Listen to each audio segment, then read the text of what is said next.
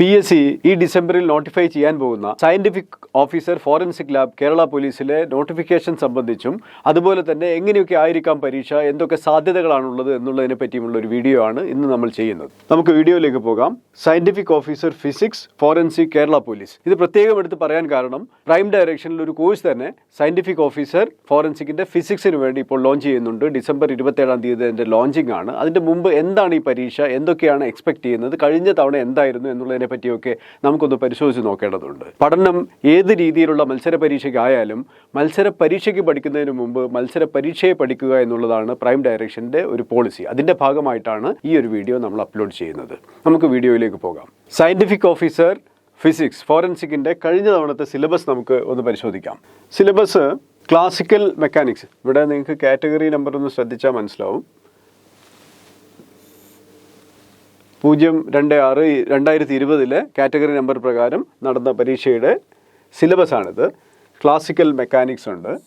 Classical മെക്കാനിക്സിൽ സാധാരണ MSc സിലബസിലുള്ള മിക്കവാറും എല്ലാ ഭാഗങ്ങളും തന്നെ ഈ സിലബസിൽ വന്നിട്ടുണ്ട്. രണ്ടാമത്തെ ഭാഗമായിട്ട് വരുന്നത് മാത്തമാറ്റിക്കൽ മെത്തേഡ്സ് ആൻഡ് ഗ്രൂപ്പ് തിയറിയാണ്, അല്ലെങ്കിൽ നമ്മൾ മാത്സ് എന്ന് പറയുന്ന ഭാഗമാണ് രണ്ടാമത്തെ ഭാഗമായിട്ട് വരുന്നത്. അത് കഴിഞ്ഞാൽ പിന്നെ ഇലക്ട്രോണിക്സ് വരുന്നു.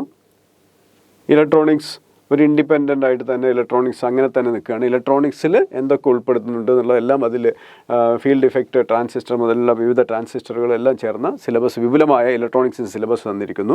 അതിനുശേഷം ക്വാണ്ടം മെക്കാനിക്സ്, അതിനുശേഷം സ്റ്റാറ്റിസ്റ്റിക്കൽ മെക്കാനിക്സ്, പിന്നീട് ന്യൂക്ലിയർ ആൻഡ് പാർട്ടിക്കിൾ ഫിസിക്സ്, 7ാമതായിട്ട് solid state physics, 8 atomic and molecular spectroscopy, പിന്നെ മൈക്രോ പ്രോസസ്സർ, 9ാമതായിട്ട് മൈക്രോ പ്രോസസ്സർ. ഇങ്ങനെ ആണ് ഇതിൻ്റെ സിലബസ് കിടക്കുന്നത്. 10ാമത് ലേസർ ആൻഡ് ഫൈബർ ഓപ്റ്റിക്സ് കിടക്കുന്നു. ഇവിടെ ശ്രദ്ധിക്കേണ്ടത് ഇലക്ട്രോണിക്സും മൈക്രോ പ്രോസസ്സറും 2 മോഡ്യൂൾസ് ആയിട്ടാണ് ഇതിൽ കിടക്കുന്നത് കഴിഞ്ഞ സയൻറ്റിഫിക് ഓഫീസറിൻ്റെ സിലബസിൽ. അപ്പോൾ ഞാൻ ഈ സിലബസ് കാണിക്കുന്നത് എന്താ വെച്ചാൽ HSST പരീക്ഷയും മറ്റും എഴുതിയിട്ടുള്ള ആൾക്കാർക്ക് അവരിപ്പോൾ എഴുതിയിരിക്കുന്ന സിലബസും ഇതും തമ്മിൽ എന്താണൊരു വ്യത്യാസമുള്ളത് എന്ന് പലപ്പോഴും പലർക്കും സംശയം ഉണ്ടാകാറുണ്ട്. സാധാരണഗതിയിൽ MSc ഫിസിക്സിന് ആവശ്യമായ അവർ പഠിക്കുന്ന എല്ലാ ഭാഗങ്ങളും ചേർന്നിരിക്കുന്ന സിലബസാണ് സയൻറ്റിഫിക് ഓഫീസർക്കുള്ളത്. അതുപോലെ തന്നെയുള്ള സിലബസാണ് HSSTക്കുമുള്ളത്. HSSTക്ക് വേറൊരു വ്യത്യാസമുണ്ട്. നമ്മൾ അതിൻ്റെ സിലബസ് സെപ്പറേറ്റ് ആയിട്ട് നോക്കുമ്പോൾ നിങ്ങൾക്കത് തീർച്ചയായിട്ടും മനസ്സിലാവും. നമുക്ക് അതിലേക്ക് പോകാം. അപ്പോൾ ഇത് ഓർക്കേണ്ടത്, കഴിഞ്ഞ തവണത്തെ സിലബസ് പ്രകാരം 10 ഭാഗങ്ങൾ, 10 മോഡ്യൂളുകളിലായി സാധാരണ ഒരു MSc ഫിസിക്സ് വിദ്യാർത്ഥി പഠിച്ചിരിക്കുന്ന എല്ലാ മേഖലകളും ഉൾപ്പെടുത്തിയിരിക്കുന്ന ഒരു പരീക്ഷാ മെത്തേഡാണ് സയൻറ്റിഫിക് ഓഫീസർ ഫോറൻസിക് ലാബ് ഫിസിക്സിനുണ്ടായിരുന്നത്. അതുകൊണ്ട് തന്നെ ആധികാരികമായ പഠനവും ആഴത്തിലുള്ള ഒരു ചെറിയ ഗവേഷണവും തീർച്ചയായും ഈ പരീക്ഷ വിജയിക്കാൻ ആവശ്യമാണ്. ഈ പരീക്ഷയുടെ ഒരു പ്രത്യേകത, സബ്ജക്റ്റ് പഠിപ്പിക്കുന്നതിനേക്കാൾ അപ്പുറത്ത് സബ്ജക്റ്റ് അപ്ലൈ ചെയ്യേണ്ട അവസ്ഥയിലാണ് ഓരോ ഉദ്യോഗാർത്ഥിയും ജോലി ലഭിച്ചതിന് ശേഷം ഉണ്ടാകുന്നത് എന്നുള്ളത് വളരെ പ്രധാനപ്പെട്ടതാണ്. അപ്പോൾ ഫിസിക്സിൽ തിയറി മാത്രം അറിഞ്ഞതുകൊണ്ട് കാര്യമില്ല. ഫിസിക്സ് അപ്ലൈ ചെയ്യുന്നത് എങ്ങനെ എന്നുള്ള രീതിയിൽ ആഴത്തിലുള്ള വിജ്ഞാനം പരിശോധിക്കുന്ന ചോദ്യങ്ങൾ തീർച്ചയായും സയൻറ്റിഫിക് ഓഫീസർ പരീക്ഷയിൽ നിങ്ങൾക്ക് പ്രതീക്ഷിക്കാവുന്നതാണ്. അങ്ങനെ തന്നെയാണ് കഴിഞ്ഞ തവണയും ഉണ്ടായിരുന്നത്. അപ്പോൾ നമുക്ക് ഈ സിലബസ് കണ്ട സ്ഥിതിക്ക് നമുക്കിനി അടുത്ത ഭാഗത്തേക്ക് പോകാം. ഇനി നമുക്ക് HSST സിലബസ് എങ്ങനെയായിരുന്നു എന്ന് ഒന്ന് പരിശോധിക്കാം. ഇതാണ് കഴിഞ്ഞ HSSTയുടെ ഫിസിക്സ് സിലബസ്. ഇവിടെ കാറ്റഗറി നോക്കിയാൽ അറിയാം. ഈ കാറ്റഗറിയിലുള്ള എല്ലാത്തിൻ്റെയും കൂടിയായിരുന്നു സിലബസിൽ. ആദ്യം തന്നെ ക്ലാസിക്കൽ മെക്കാനിക്സ് വരുന്നു. പ്രത്യേകത 7 മാർക്കാണ്. മാർക്ക് ഡിവിഷൻ കൊടുത്തിരുന്നു കഴിഞ്ഞ തവണത്തെ ഒരു പ്രത്യേകതയാണ്. ക്ലാസിക്കൽ മെക്കാനിക്സ്, പിന്നെ mathematical methods and group theory. ഇവിടെ ശ്രദ്ധിക്കൂ, ഇലക്ട്രോണിക്സ് ആൻഡ് മൈക്രോ പ്രോസസ്സർ. നേരത്തെ ഇലക്ട്രോണിക്സ് ഒരു സെഷനും മൈക്രോ പ്രോസസ്സർ വേറൊരു സെക്ഷനുമായിട്ടായിരുന്നു ഉള്ളത്. ഇവിടെ ഇത് രണ്ടും കൂടി ഒന്നിച്ചാണുള്ളത് എന്നുള്ളൊരു പ്രത്യേകതയാണ്. സിലബസ് ഒന്ന് തന്നെയാണോ അല്ലെങ്കിൽ വ്യത്യാസമുണ്ടല്ലോ എന്നുള്ള രീതിയിലൊക്കെ നമുക്ക് തോന്നാം. അതിന് കാരണം ഇതാണ്. അത് കഴിഞ്ഞാൽ 4ാമത്, ഇത് ഇലക്ട്രോണിക്സ് ആൻഡ് മൈക്രോ പ്രോസസ്സറിന് 2 സബായിട്ട്, ഒന്ന് ഇലക്ട്രോണിക്സ് 7 മാർക്കിനും മൈക്രോ പ്രോസസ്സർ 7 മാർക്കിനും സെപ്പറേറ്റ് ആയിട്ട് കൊടുത്തതായിരുന്നു. ഇനി അത് കഴിഞ്ഞാൽ ക്വാണ്ടം മെക്കാനിക്സ് വരുന്നു, statistical mechanics, nuclear and particle physics, solid state physics, atomic and molecular spectroscopy, ലേസേഴ്സ് and fibre optics. ഇങ്ങനെ 9 മേഖലകളായിട്ടുള്ള പാർട്ട് 1 സബ്ജക്റ്റ്. ഇതിൻ്റെ പുറമെ HSST സിലബസിൽ ഉണ്ടായിരുന്ന പാർട്ട് 2 10 മാർക്കിനുണ്ടായിരുന്ന research methodology and teaching aptitude, അതുപോലെ അതിനുശേഷം പാർട്ട് 3 ആയിട്ട് 10 മാർക്കിനുണ്ടായിരുന്ന ഇന്ത്യൻ കോൺസ്റ്റിറ്റ്യൂഷനുമായി ബന്ധപ്പെട്ട അങ്ങനെയുള്ള ഭാഗങ്ങൾ, ആകെ 30 മാർക്കിനുണ്ടായിരുന്ന പാർട്ട് 4 10 മാർക്ക്, 30 മാർക്കുണ്ടായിരുന്ന ജനറൽ പാർട്ട് ഇതിൽ ഓൾ ടുഗദർ ആബ്സെൻ്റ് ആണ്. അതായത് സബ്ജക്റ്റ് ഓറിയൻറ്റഡായി മാത്രമുള്ള വിജ്ഞാനമുള്ള, സബ്ജക്റ്റിൽ മാത്രം താല്പര്യമുള്ള ആൾക്കാർക്ക് എഴുതി ജയിക്കാൻ പറ്റുന്ന പരീക്ഷകളിലൊന്നാണ് ഫിസിക്സിനെ സംബന്ധിച്ചിടത്തോളം സയൻറ്റിഫിക് ഓഫീസർ ഫോറൻസിക്. അതുകൊണ്ടാണ് ഫിസിക്സ് വളരെയധികം താല്പര്യത്തോടു കൂടി പഠിക്കുന്ന ആൾക്കാർക്ക് ആ സബ്ജക്റ്റിലുള്ള അവഗാഹം ഉപയോഗിച്ചുകൊണ്ട് നേടിയെടുക്കാവുന്ന, സ്വന്തം കോർ ഏരിയയിൽ തന്നെ കണ്ടെത്താവുന്ന മികച്ച ജോലികളിലൊന്നായി സയൻറ്റിഫിക് ഓഫീസർ ഫോറൻസിക് ലാബ് അറിയപ്പെടുന്നത്. അതുകൊണ്ട് തന്നെയാണ് MSc കഴിഞ്ഞ ഏതൊരാളും ഇങ്ങനെ ഒരു ജോലി കിട്ടുവാൻ വേണ്ടി താല്പര്യപ്പെടുന്നതും. ഇനി നമുക്ക് കഴിഞ്ഞ തവണത്തെ സയൻറ്റിഫിക് ഓഫീസർ നോട്ടിഫിക്കേഷൻ ഒന്ന് കാണാം. അപ്പോൾ ഈ നോട്ടിഫിക്കേഷൻ ശ്രദ്ധിക്കാം. 3 കാറ്റഗറികളായി. കാറ്റഗറി 25 2020, 26 2020, 27 2020 എന്നീ ക്രമത്തിൽ scientific officer biology, scientific officer physics, scientific officer chemistry എന്നീ നോട്ടിഫിക്കേഷൻ ഒന്നിച്ചാണ് വന്നിട്ടുള്ളത്. സ്കെയിൽ ഓഫ് പേ 36,600, 79,200 എന്നുള്ള വലിയൊരു സ്കെയിൽ ഓഫ് പേയിലാണ് സയൻറ്റിഫിക് ഓഫീസറിൻ്റെ ഉണ്ടായത്. വേറൊരു കാര്യം കൂടി ശ്രദ്ധിക്കേണ്ടത്, കഴിഞ്ഞ തവണ നമ്മളിപ്പോൾ ഫിസിക്സ് ഫോക്കസ്ഡ് ആയിട്ടാണ് ഇത് നോക്കുന്നത്. നമ്മളിപ്പോൾ ഫിസിക്സിൻ്റെ കോഴ്സാണ് ഇപ്പോൾ ലോഞ്ച് ചെയ്യുന്നത് എന്നുള്ളത് കൊണ്ട് തന്നെ ഫിസിക്സ് ഫോക്കസ്ഡ് ആയിട്ടാണ് നമ്മളിത് പരിശോധിക്കുന്നത്. കഴിഞ്ഞ തവണ നോട്ടിഫിക്കേഷനിൽ പറഞ്ഞിരുന്ന വേക്കൻസികളിലെ 16 വേക്കൻസികളായിരുന്നു. 16 വേക്കൻസികൾ ആയിരുന്നു പറഞ്ഞത്. ഇപ്പോൾ ഓൾറെഡി ഈ നോട്ടിഫിക്കേഷൻ പ്രകാരം നടത്തിയ പരീക്ഷയിൽ നിന്ന് സെലക്ട് ചെയ്യപ്പെട്ടവരിൽ 22 പേർക്ക് അഡ്വൈസ് അയച്ചു കഴിഞ്ഞു.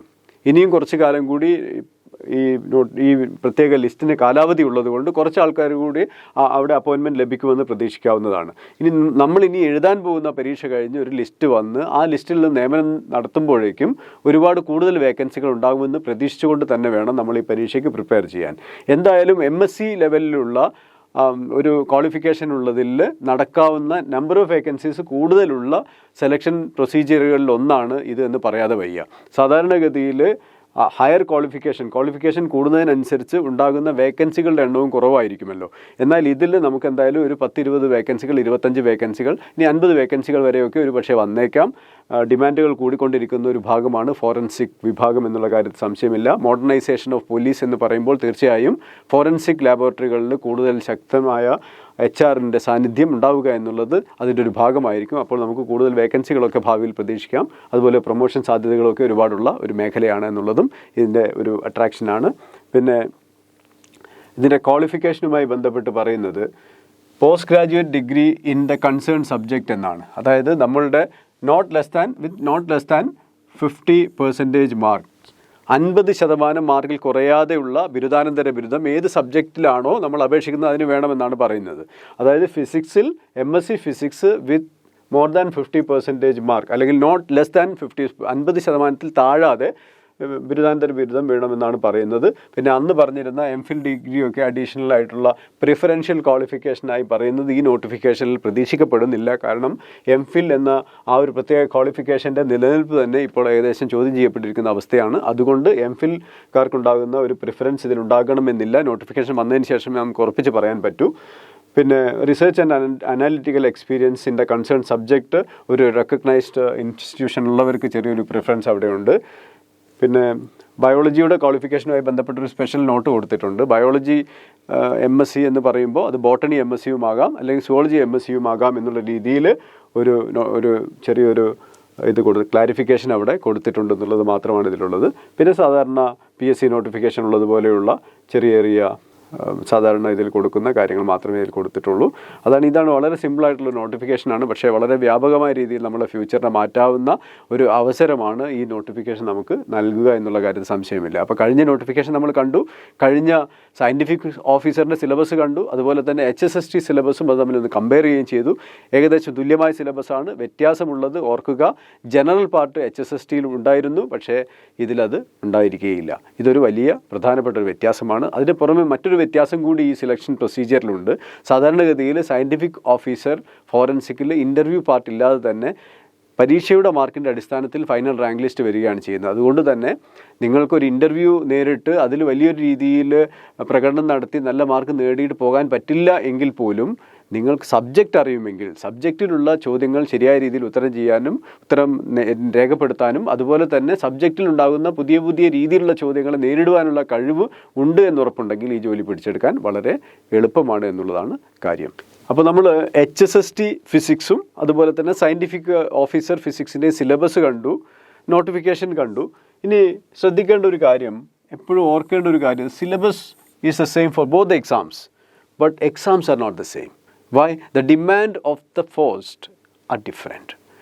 കാരണം ഒരു HSSTയിലൂടെ സെലക്ട് ചെയ്യപ്പെടുന്ന ഒരാളിൽ നിന്ന് സമൂഹം അല്ലെങ്കിൽ ഗവൺമെൻറ് പ്രതീക്ഷിക്കുന്ന അല്ലെങ്കിൽ കൺസേൺ ഡിപ്പാർട്ട്മെൻറ്റ് പ്രതീക്ഷിക്കുന്ന എക്സ്പേർട്ടീസും സയൻറ്റിഫിക് ഓഫീസർ പരീക്ഷ കഴിഞ്ഞ് വരുന്ന ഒരാളിൽ നിന്ന് പ്രതീക്ഷിക്കുന്ന എക്സ്പേർട്ടീസും എൻറ്റയർലി ഡിഫറെൻ്റ് ആണ്.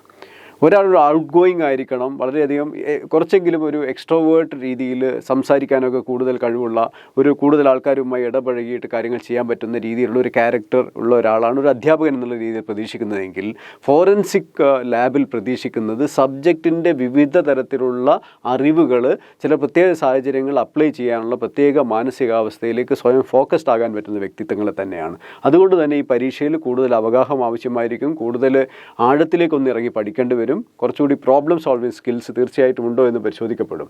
അപ്പോൾ ഇതിൽ ശ്രദ്ധിക്കേണ്ട അഡ്വാൻറ്റേജസ് ആയിട്ടുള്ള പൊസിഷൻ ഓൺലി ഫിസിക്സ് എന്ന് നമുക്ക് പറയാവുന്നൊരു സംഗതിയുണ്ട്. ഓൺലി ഫിസിക്സ് ആണ്.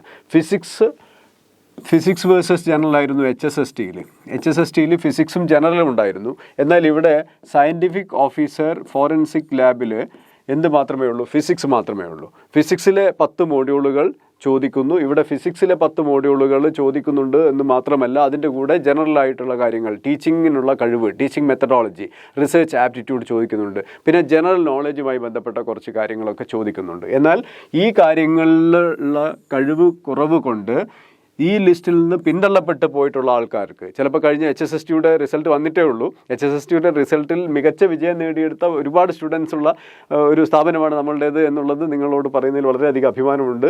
ലിസ്റ്റിൽ തന്നെ 101 പേരുള്ള മെയിൻ ലിസ്റ്റിൽ 68 പേരും നമ്മളുടെ സ്റ്റുഡൻസ് ആയിരുന്നു എന്നുള്ള കാര്യം നിങ്ങളോട് പങ്കുവെക്കുന്നതിൽ സന്തോഷമേ ഉള്ളൂ. എന്നാൽ അന്ന് ജനറൽ പാർട്ടിൽ ശരിയായ രീതിയിൽ പഠിക്കാൻ പറ്റാത്തത് കൊണ്ടോ തിളങ്ങാൻ പറ്റാത്തത് കൊണ്ടോ ഓർത്തെടുക്കാൻ പറ്റാത്തത് കൊണ്ടോ ഫിസിക്സ് അറിയുന്ന ചിലരൊക്കെ റാങ്ക് ലിസ്റ്റിൽ പിന്നോട്ട് പോയിട്ടുണ്ടാകാം, അല്ലെങ്കിൽ റാങ്ക് ലിസ്റ്റിൽ വന്നിട്ട് ഉണ്ടാവില്ല. അങ്ങനെയുള്ള ആൾക്കാർക്ക് നല്ലൊരു അവസരമായിരിക്കും scientific officer physics. Because this is all about സബ്ജക്റ്റിനെ പറ്റി മാത്രമാണ് ചോദ്യം. ഇനി ഡെപ്ത് കുറച്ചുകൂടി ആവശ്യമാണ്. ആഴത്തിലിറങ്ങിയിട്ട് കാര്യങ്ങൾ സോൾവ് ചെയ്യേണ്ടി വരും. അത് ആ ജോലിയുടെ നേച്ചർ അതാണ്. പെരിഫറലായിട്ടുള്ള ഇൻഫർമേഷൻ അല്ല, ആഴത്തിലേക്ക് ഇറങ്ങിച്ചെന്നുകൊണ്ട് പരീക്ഷണങ്ങൾ നടത്തി അതിൽ നിന്ന് ഇൻഫറൻസ് ഉണ്ടാക്കി, അത് ഒബ്സർവേഷനിൽ നിന്ന് ഇൻഫറൻസുകൾ ഉണ്ടാക്കി ചില പ്രത്യേക രീതിയിലുള്ള പ്രശ്നങ്ങൾ സോൾവ് ചെയ്യൽ തന്നെയാണ് ഈ ജോലിയുടെ ഉടനീളമുള്ള ഒരു പ്രത്യേകത എന്ന് പറയുന്നത്. ഡിമാൻഡും അത് തന്നെയാണ്. അതുകൊണ്ട് ഈ കാര്യം എപ്പോഴും ഓർക്കുക. ഇനി നമ്മളുടെ കോഴ്സ് പ്ലാനിനെ പറ്റി പറയാം. നമ്മളിവിടെ പ്ലാൻ ചെയ്ത് വെച്ചിരിക്കുന്ന കോഴ്സ് എന്ന് പറയുന്നത് ആവശ്യമായ എല്ലാ മോഡ്യൂളുകൾക്കും ആവശ്യമായ എത്ര മണിക്കൂറുകൾ കൊടുത്തുകൊണ്ടുള്ള ഒരു പ്രോഗ്രാമാണ്. ഇപ്പോൾ ഉദാഹരണമായിട്ട് നമ്മൾ നേരത്തെ സിലബസ് കണ്ടു.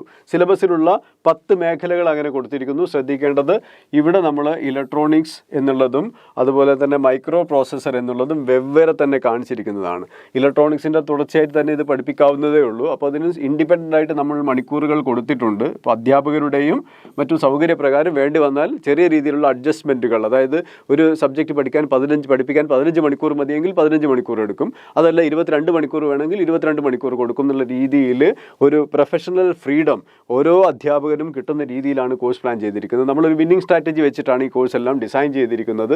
Classical mechanics, mathematical methods of physics, electronics, quantum mechanics, statistical mechanics, nuclear and particle physics, solid state physics, atomic and molecular spectroscopy, laser and fibre optics തുടങ്ങിയ കാര്യങ്ങൾക്കെല്ലാം 20 മണിക്കൂർ വീതം കൊടുക്കുന്നതിന് പുറമെ നിങ്ങൾ പഠിക്കുന്നു എന്ന് ഉറപ്പുവരുത്തുവാനും എനർജി ലെവൽ താഴോട്ട് പോകുന്നില്ല എന്നും പഠിക്കുവാൻ ആവശ്യമായ മോട്ടിവേഷൻ ലെവൽ ഉണ്ട് എന്നും ഉറപ്പുവരുത്താൻ വേണ്ടി സ്പെഷ്യൽ മോട്ടിവേഷൻ മോഡ്യൂളുകളും ഓറിയൻറ്റേഷനുകളും നൽകുന്നതിന് വേണ്ടി പ്രത്യേകം സമയം നമ്മൾ വെച്ചിട്ടുണ്ട്. മിസലേനിയസ് ആയിട്ടൊരു 14 മണിക്കൂർ വെച്ചിട്ടുണ്ട്. സിലബസ് വന്നതിന് ശേഷം ഏതെങ്കിലും ഭാഗത്ത് അഡീഷണൽ ആയിട്ട് ടോപ്പിക്കുകൾ വരികയാണെങ്കിൽ അത് എങ്ങനെയെങ്കിലും നിങ്ങളെ ഹെൽപ്പ് ചെയ്യാൻ വേണ്ടിയിട്ടാണ് ഇങ്ങനെ സമയം വെച്ചിരിക്കുന്നത്. ഇങ്ങനെ ആകെ 230ഓളം മണിക്കൂറുകളുടെ മൊത്തത്തിലുള്ള ഒരു പ്രോഗ്രാമാണ് സയൻറ്റിഫിക് ഓഫീസർ ഫിസിക്സിന് വേണ്ടി പ്രൈം ഡയറക്ഷൻ തയ്യാറാക്കി വെച്ചിരിക്കുന്നത്.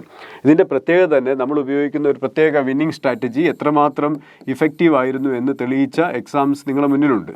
നമ്മളുടെ വിന്നിംഗ് സ്ട്രാറ്റജി എത്രമാത്രം അത് എങ്ങനെയായിരുന്നു അത് നടപ്പിലാക്കിയത് എന്നുള്ളതിനെ പറ്റിയൊക്കെ നമ്മളുടെ സ്റ്റുഡൻസിന് എക്സ്പീരിയൻസ് ഉണ്ട്. അതായത് ആവശ്യമായ അത്രയും തവണ റിവൈസ് ചെയ്തുകൊണ്ടിരുന്ന ഒരു സംവിധാനം, നോട്ടുകൾ വീണ്ടും വീണ്ടും റിവൈസ് ചെയ്തുകൊണ്ടിരുന്ന സംവിധാനം, ഓരോ ഭാഗത്തു നിന്നും പിന്നീട് ചോദ്യപേപ്പറുകൾ വെച്ചുകൊണ്ട് നടത്തിയ ഡിസ്കഷനുകൾ, പ്രോബ്ലം സോൾവിങ്ങിന് വേണ്ട പ്രത്യേകമായിട്ടുള്ള അവസരങ്ങൾ, ഇതെല്ലാം നൽകിക്കൊണ്ടാണ് നമ്മൾ കോഴ്സ് ചെയ്തിരുന്നത് എന്നുള്ളതുകൊണ്ട് തന്നെ ഈ കോഴ്സ് നമുക്ക് HSST എത്രമാത്രം സക്സസ്ഫുൾ ആയിരുന്നോ അതുപോലെ തന്നെ നമുക്ക് എന്തും സക്സസ്ഫുൾ ആക്കാൻ പറ്റും. സയൻറ്റിഫിക് ഓഫീസർ കോഴ്സും സക്സസ്ഫുൾ ആകാൻ പറ്റും എന്നുള്ള കാര്യത്തിൽ സംശയം വേണ്ട. പിന്നെ അതിൻ്റെ ഒരു അബ്സ്ട്രാക്റ്റ് ആണ് കൊടുത്തിരിക്കുന്നത്. നമ്മൾ ഇപ്പോൾ പറഞ്ഞ കോഴ്സിൻ്റെ ഒരു അബ്സ്ട്രാക്റ്റ് കൊടുത്തിരിക്കുകയാണ്. ഡ്യൂറേഷൻ 6 months ആണ്. സാധാരണഗതിയിൽ ഒരു PSC കോഴ്സിൻ്റെ ഡ്യൂറേഷൻ ഓൺലൈനിലാകുമ്പോൾ 6 months ആണ് വരാറുള്ളത്. 6 to 8 months ഒക്കെ നമുക്കത് കൊടുക്കാൻ പറ്റും. പിന്നെ എക്സാം നീണ്ടു പോവുകയാണെങ്കിൽ അതിൽ ആപ്പിൽ അവൈലബിൾ ആകുന്ന ഈ കോഴ്സൊക്കെ അവൈലബിൾ ആകുന്ന കാലാവധി അത്രയും അങ്ങോട്ട് നീളും. പരമാവധി സാധാരണഗതിയിൽ 1 വർഷമാണ് ഒരു കോഴ്സിൻ്റെ കാലാവധിയായിട്ട് കൊടുക്കാറുള്ളത്. അപ്പോൾ ഒരു 6 മാസം കൊണ്ട് ഇതെല്ലാം ചെയ്തു തീർക്കാവുന്ന രീതിയിലെല്ലാം ചെയ്തു വെച്ചിട്ടുണ്ട്.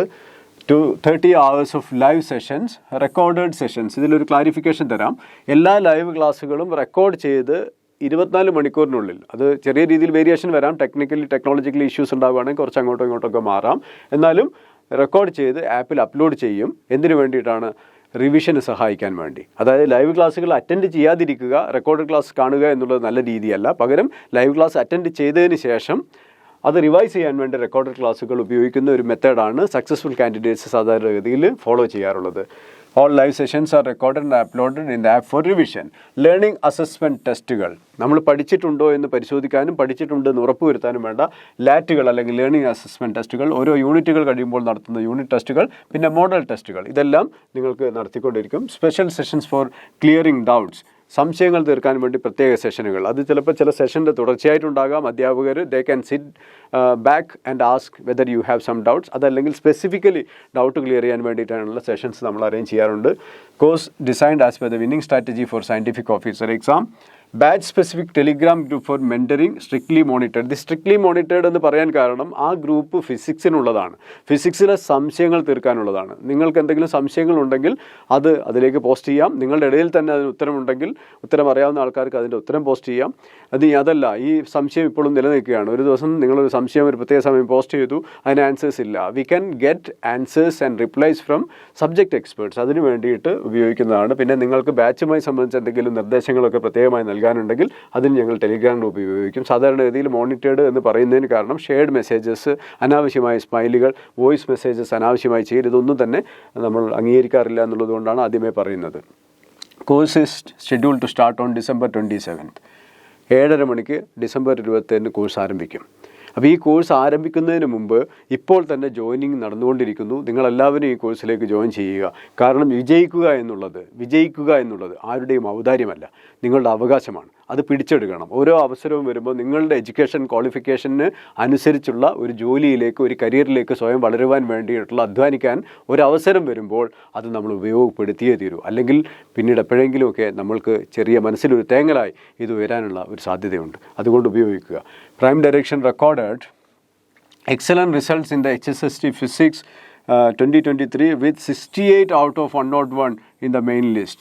ആകെ 101 പേരുള്ള മെയിൻ ലിസ്റ്റിൽ 68 പേര് 101 പേരുള്ള ലിസ്റ്റിൽ പ്രൈം ഡയറക്ഷനിലാണ്. നമ്മളുടെ സ്റ്റുഡൻസിനെയും അധ്യാപകരെയും മൊത്തം ടീമിനെയും ഞാൻ സർവാത്മന അഭിനന്ദിക്കുന്നു. കാരണം ഇതുപോലെ ആധികാരികമായ ഒരു ലിസ്റ്റിൻ്റെ 70% ഒരു സ്ഥാപനത്തിലുള്ള സ്റ്റുഡൻസ് തന്നെ ആവുക എന്നുള്ളത് അത്ര എളുപ്പമല്ല. അത് മാത്രമല്ല, അടുത്ത സ്റ്റാറ്റിസ്റ്റിക്സ് നോക്കുക. ഫസ്റ്റ് 20 റാങ്കിൽ 14 പേരും പ്രൈം ഡയറക്ഷൻ്റെ സ്റ്റുഡൻസാണ്.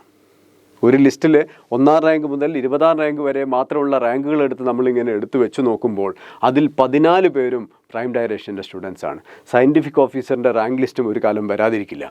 നോട്ടിഫിക്കേഷൻ വന്നു കഴിഞ്ഞാൽ പരീക്ഷ നടത്തും, റാങ്ക് ലിസ്റ്റ് പ്രസിദ്ധീകരിക്കും. അന്നും ആ റാങ്ക് ലിസ്റ്റിൽ ആദ്യത്തെ റാങ്കുകൾ ഇതുപോലെ പിടിച്ചെടുക്കാൻ വേണ്ടി ഒരു ആത്മവിശ്വാസം നിങ്ങൾക്കുണ്ടാകണം. അതിനു വേണ്ടിയിട്ട് കൂടിയാണ് ഈ കോഴ്സ് ലോഞ്ച് ചെയ്തിരിക്കുന്നത്. ഈ കോഴ്സിൽ ഇപ്പോൾ അഡ്മിഷൻ നടന്നുകൊണ്ടിരിക്കുന്നു. ഇനി വൈകാതെ തന്നെ എന്ത് ചെയ്യുക, അഡ്മിഷൻ നേടുക. Now it is your turn to top the scientific officer rank list. Now admission started. My dear friends, this is a great opportunity. അവസരങ്ങൾ നിങ്ങളുടെ വാതിലിൽ മുട്ടുമ്പോൾ നിങ്ങൾ കേൾക്കുന്നില്ലെങ്കിൽ ഒരു വാതിൽ പണിയുക എന്ന് പറയാറുണ്ട്. നിങ്ങൾക്ക് ഈ അവസരത്തിൻ്റെ എത്രമാത്രം പ്രാധാന്യമുണ്ടെന്ന് മനസ്സിലാക്കുന്നില്ലെങ്കിൽ നിങ്ങൾ തുടങ്ങിയ കാലത്ത് നിങ്ങളുടെ സ്വപ്നങ്ങളെപ്പറ്റി ആലോചിക്കുക. MSc ക്ലാസ്സുകളിലേക്ക് പോകുമ്പോൾ നിങ്ങൾ ആരാകാനായിരുന്നു ആഗ്രഹിച്ചിരുന്നതെന്ന് ആലോചിക്കുക. ആ ലെവലിലേക്കുള്ള ഒരു ജോലിയെപ്പറ്റി ചിന്തിക്കുക.